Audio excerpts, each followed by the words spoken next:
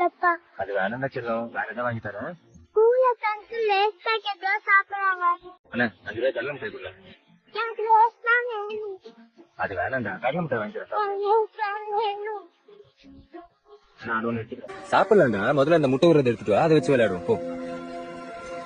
எனக்கு லேஸ் தான் வேணும். சாப்பிடலாம் வா.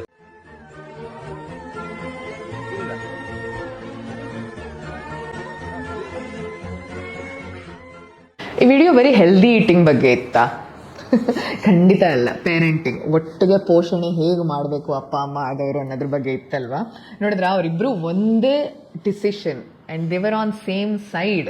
ಮತ್ತು ಇದು ಎಷ್ಟು ಮುಖ್ಯ ಅಂತ ನಿಮಗೆ ಅರ್ಥ ಆಗ್ತಿರುತ್ತೆ. ಈಗ ಆಲ್ರೆಡಿ ಈಗ ನನ್ನ ನೇಬರ್ ಜೊತೆ ಮಾತಾಡ್ತಾ ಇದ್ದೆ, ಅವ್ರು ಹೇಳ್ತಾ ಇದ್ರು ಅವರು ಮಗನಲ್ಲಿ ಹೆಲ್ದಿ ಈಟಿಂಗ್ ಆಗಿರ್ಬೋದು, ಡಿಸಿಪ್ಲಿನ್ ಬಗ್ಗೆ ಬಹಳಷ್ಟು ಹೇಳ್ಕೊಡ್ತಾ ಇರ್ತಾರಂತೆ. ಬಟ್ ಆ ಟೈಮಲ್ಲಿ ಹಸ್ಬೆಂಡ್ ಬಂದ್ಬಿಟ್ಟು ಹೋಗ್ಲಿ ಬಿಡೆ, ಯಾಕೆ ಫೋರ್ಸ್ ಮಾಡ್ತೀಯಾ, ಇವತ್ತು ತಿಂದಿಲ್ಲ ಅಂದರೆ ಬಿಡು, ನಾಳೆ ತಿಂತಾನೆ, ತಿನ್ನಲಿ ಬಿಡು, ಅದೇನೋ ಒಂದು ಪ್ಯಾಕೆಟ್ ತಾನೆ, ಮಗು ಕಣೆ ಅವನು, ಈ ಥರ ಎಲ್ಲ ಹೇಳ್ತಾ ಇದ್ರೆ ಮಕ್ಕಳು ಏನು ಕಲಿತಿದ್ದಾರೆ ಅಲ್ವಾ.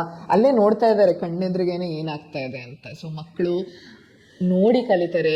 ಹೇಗೆ ನೀವು ಅದನ್ನ ಪ್ರಪೋಸ್ ಮಾಡ್ತೀರಾ ಅನ್ನೋದು ನೋಡಿ ಕಲಿತಾರೆ. ಇಗ್ನೋರ್ ಮಾಡಿದ್ರೆ ಅವರು ಇಗ್ನೋರ್ ಮಾಡ್ತಾರೆ.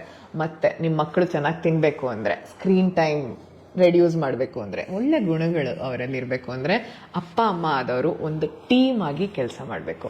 ಈಗ ಒಬ್ಬರು ಇಲ್ಲ ಅನ್ನೋದು, ಇನ್ನೊಬ್ಬರು ಹ್ಞೂ ಅನ್ನೋದು. ಅಮ್ಮ ಅಪ್ಪ ಇಲ್ಲ ಅಂದರು, ನೀವು ಹ್ಞೂ ಅನ್ನಿ, ನಾನು ತೊಗೊಂಡು ಹೋಗ್ತೀನಿ, ನನಗೆ ಹೋಗಬೇಕು ಅಂತ ಬರ್ತಾರೆ. ಸೊ ಲಿಮಿಟ್ ಗೊತ್ತಿಲ್ಲ ಅವ್ರಿಗೆ ಅಲ್ವಾ.